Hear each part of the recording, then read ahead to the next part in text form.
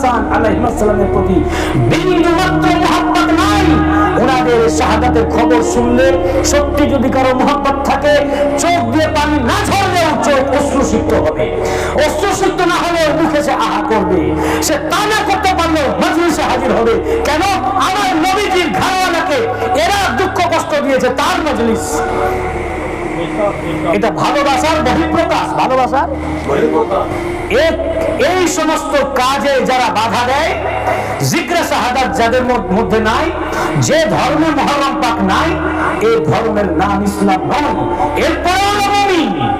আল্লাহ রাসূল এত খুল্লা পরিষ্কার ভাষায় বলার পরেও যে ওদের কালবে বিন্দু মাত্র ঈমান প্রবেশ করবে না। মুমিন আপনারা কারা?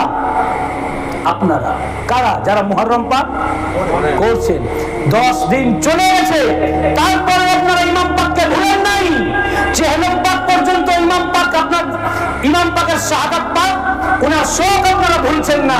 40 দিন বর্ধমান জেলায় ইমাম পাকের জিক্রে শাহাদাতের এক এক দিন এক এক গ্রামে হচ্ছে, এবং প্রত্যেক গ্রামে আপনারা যাচ্ছেন। আপনাদের এই যাওয়া, আপনাদের এই কার্যকলাপ কর্মকাণ্ড প্রমাণ করে বর্ধমান জেলার জিক্রে শাহাদাত পালনকারী, মুহররম পালনকারী, হাই হোসেন কান্নাওয়ালা আপনারাই মুমিন। যারা এর বিরোধিতা করে সব মুনাফিক। তিরমিজি শরীফের হাদিসে পাক, এই হাদিস প্রত্যেকটা মাদ্রাসায় দাস দাও, পাঠ্যপুস্তক, সিলেবাস। আল্লাহ রাসূল সাল্লাল্লাহু আলাইহি ওয়াসাল্লাম বলছেন,